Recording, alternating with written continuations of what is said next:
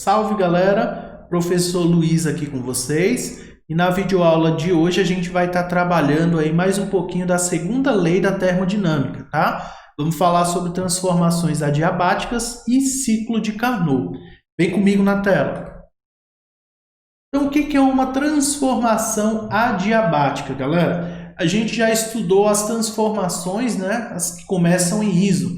Isotérmica, temperatura constante. Isobárica, pressão constante, isocórica, volume constante. Tem uma quarta transformação, né, que é a chamada adiabática. O que ela tem, professor? A transformação adiabática ela vai ocorrer quando a minha quantidade de calor for zero. O que isso significa, galera? Se a minha quantidade de calor é igual a zero, significa que eu não ganhei e eu não perdi calor. Eu continuo com o que eu já tinha de calor no meu sistema. Tá? Entendam dessa forma. A transformação adiabática vai ser uma transformação que ocorre quando não existe troca de calor. Beleza? Então vamos lá. Qual é a condição para que isso ocorra numa situação real? Né? A condição para que isso ocorra numa situação no nosso cotidiano é a seguinte. Um gás ele tem que sofrer uma compressão ou uma expansão de maneira muito rápida. Então vamos a alguns exemplos aqui. Ó. Por exemplo, quando se está enchendo um pneu, seja de um carro, de uma bicicleta, né, utilizando aí uma bombinha de ar. O que vai acontecer, galera? Você acionou lá, né, colocou as libragens lá, se for um aparelho eletrônico, e esse aparelho vai fornecer ar para os pneus. E esse ar vai aumentando a quantidade, o pneu vai inflando até encher, certo? Só que se você colocar uma quantidade muito elevada de ar e deixar lá, o que tem de acontecer? Vai aumentar a pressão, vai aumentando, até que chega uma hora que o pneu vai estourar, tá? E dependendo do aparelho, isso pode acontecer em alguns segundos, minutos, né? Dependendo. Então vamos entender o que aconteceu aqui, galera. Vejam bem. Em se tratando aqui do ar do pneu, a gente pode considerar ele como se fosse um gás ideal. Então, vai ser válida a relação que a gente aprendeu lá para os gases. Ó. PVT, PVT.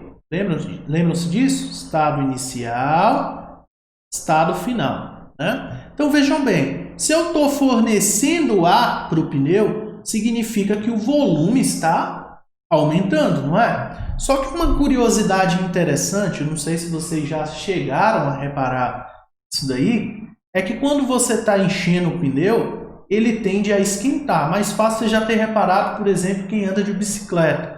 Né? Se você segurar ali no aro da bicicleta e no pitozinho de encher o pneu, ficar ali segurando por muito tempo, você percebe que na medida que o pneu vai inflando, né, vai acumulando ar, ele esquenta. Aí veja bem, olha só, perguntinha para vocês. Se eu estou dizendo para vocês que isso daqui é um exemplo de uma transformação adiabática, né? É uma situação de transformação adiabática, ou seja, a troca de calor é igual a zero, por que a temperatura aumenta? Pô, se não trocou calor, não é para a temperatura aumentar. Lembra-se que quando ganha calor, a temperatura aumenta. Quando perde calor, a temperatura diminui. Então, a resposta a essa pergunta é bem simples, galera. Veja bem, ó, pressão e temperatura são diretamente proporcionais. Então, se eu aumento a minha pressão, eu tenho que aumentar, consequentemente, a minha temperatura. Beleza, galera? Essa seria a ideia. Tá? Então, se eu estou mexendo na pressão ou no volume, eu vou interferir na temperatura. Tranquilo? Beleza? Um outro exemplo legal aqui é o do aerosol. Né? Só que no aerosol não tem uma expansão, como no caso do pneu. Eu tenho uma compressão. Eu tenho um determinado gás misturado ali com perfume e na hora que eu aperto, esse gás vai ser liberado, ou seja, comprimido. Isso ocorre de maneira tão rápida, que eu não tenho troca de calor. Então, eu tenho uma transformação adiabática. Observem, galera, né, quem utiliza aí desodorantes, aerosóis em geral, vocês observam principalmente quando ele está no finalzinho, que tem acumulado uma quantidade maior do aerosol. E o frasco ele tende a ficar gelado. Por que ele fica gelado? Ah, professor, porque ele perdeu o calor. Não, ele não perdeu o calor, ele fica gelado porque você mexeu aqui no volume e na pressão dele. e, consequentemente, vai mexer na temperatura. Ficou claro, galera? Então, o que eu quero que vocês saibam sobre transformação adiabática? Quantidade de calor trocada igual a zero. E ela vai ocorrer quando eu tiver uma compressão ou expansão ocorrendo de forma muito rápida. Galera, quando ocorre de forma muito rápida, a quantidade de calor é tão pequenininha, que eu não consigo nem medir direito. E aí eu posso considerar que é igual a zero. E aí é uma transformação adiabática. Essa é a ideia. Beleza, pessoal? Ciclo de Carnot. Vamos lá. Então, o que Carnot fez? Né? Ele construiu esse ciclo que ficou famoso, levou o nome dele. Carnot ele estava em busca de uma explicação para uma máquina perfeita, ou seja, uma máquina que conseguisse aí os 100% de rendimento. Certo, galera? Olha só, o que Carnot pensou? Carnot ele construiu esse ciclo aqui, tá? Pressão e volume, tá meio cortado, mas aqui seria volume, beleza? E Carnot analisou da seguinte maneira: se eu tenho uma transformação isotérmica, significa que a minha temperatura vai ser constante. Então, o ciclo de Carnot, eu vou ter duas transformações isotérmicas, tá? Então, a temperatura aqui é constante, a temperatura, aqui ele chamou de T1, né? A temperatura T2 aqui é constante. O que isso significa, professor? Qualquer ponto nessa curva aqui, eu tenho o mesmo valor de temperatura aqui, T2. Qualquer ponto nessa curva aqui, eu tenho o mesmo valor de temperatura, T1. Mas o porquê disso? Vamos procurar entender aqui de forma mais clara. Veja bem, se a minha temperatura é constante, significa que eu não ganhei calor, significa que eu não perdi calor. Eu continuo com o que eu tinha antes. Se eu continuo com o que eu tinha antes, o que eu posso afirmar sobre aí, a minha máquina, né, que está realizando esse ciclo? Que ela não vai perder calor para o ambiente. E isso é bom, porque se ela não perde calor para o ambiente, ela não desperdiça energia. Então, venci aqui o meu primeiro ciclo. O segundo ciclo, para eu continuar sem o desperdício de energia, eu preciso de uma transformação adiabática. Ou seja, eu não posso trocar calor com o meio externo. Se eu não trocar calor com o meio externo, eu não desperdiço energia.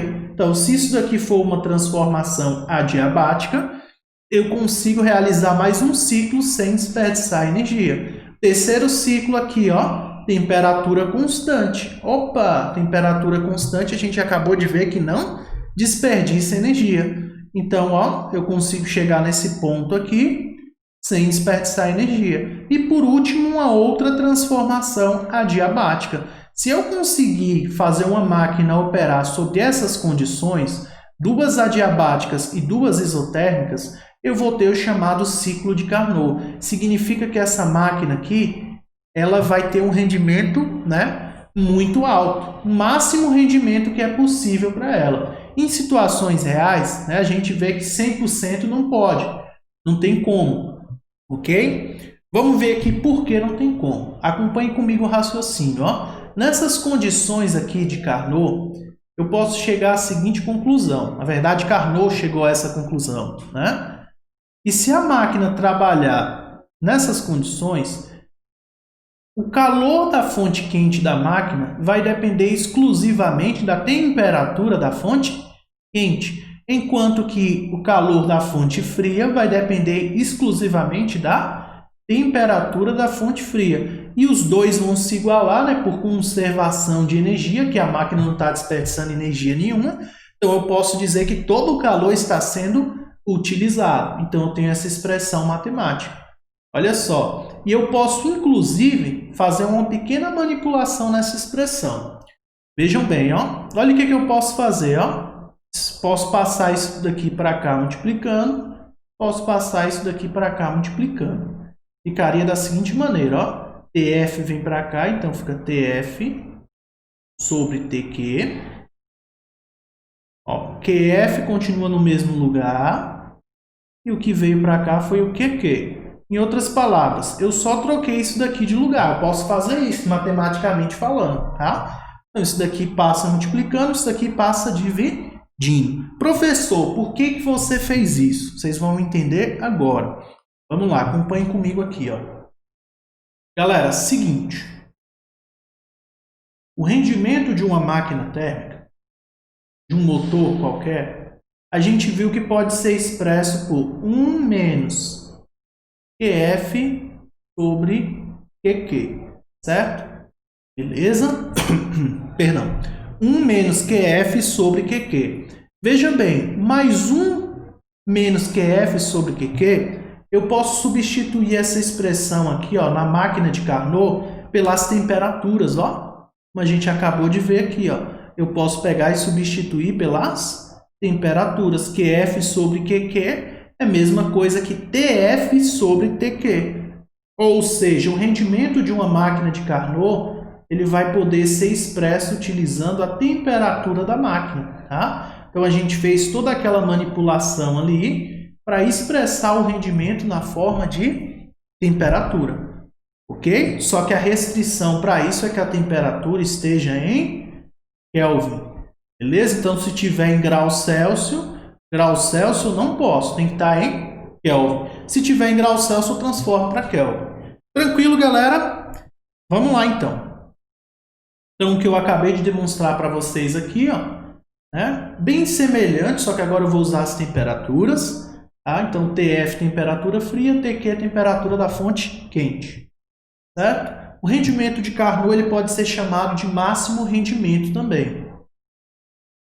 Tá? Então, aqui todas as equações que a gente já tinha visto sobre o motor. Tá? Trabalho quente menos frio, potência, trabalho dividido por tempo. Está aqui as unidades, está aqui o que significa cada uma das letrinhas para você dar uma olhada depois, tá? Pausa o vídeo aí e dá uma olhada o que significa para vocês relembrarem melhor, beleza? Então vamos para um exemplo. Vamos lá, olha só, acompanhe comigo aí, galera. Um motor opera entre as temperaturas 300 Kelvin e 500 Kelvin, realizando um ciclo a cada 2 segundos.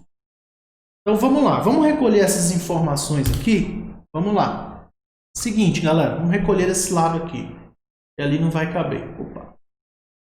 Então vamos lá, ele me forneceu aí para mim 2 valores de temperatura e um valor de tempo, né? Um foi 300 e o outro foi 500, certo? Então um vai ser a minha temperatura da fonte fria e o outro vai ser a minha temperatura da fonte quente. Então, ó, 300 e 500. Qual que vai ser frio, qual que vai ser quente? A menor temperatura vai ser a fonte fria. A maior vai ser a fonte quente. Beleza? E o tempo? Vai ser o nosso ΔT. O tempo vale quanto? 2 segundos. Belezinha? O tempo, 2 segundos. Aí ele fala... Retirando 900 joules de calor da fonte quente e rejeitando 450 de calor para a fonte fria, determine. Então, ele forneceu aqui o calor da fonte quente, 900, calor da fonte fria, 450. Aqui eu estou tentando ganhar um pouquinho de espaço, galera. Beleza? Então, essas são as nossas informações. No item A, ele pede o máximo rendimento desse motor. O que é o máximo rendimento desse motor? Ó? Máximo rendimento desse motor é 1 menos TF sobre TQ, na equação de Carnot. Então, 1 menos TF, 300, TQ, 500. Então, ó, corta, corta, corta, corta. Então, isso daqui vai ser igual a quanto, galera? 1 menos 3 dividido por 5. 3 dividido por 5 dá 0,6. Então, 1 menos 0,6, 0,4. Isso daqui em porcentagem daria quanto, galera? Basta eu multiplicar por 100, ou seja, 40%. É uma máquina boa? Não tanto, né? Desperdiça 60% e aproveita 40%. Em tese, isso seria o máximo que a máquina consegue chegar. Ela não consegue fazer mais que isso. Ok? Vamos para o item B. O trabalho desse motor. Vamos lá, item B, ó.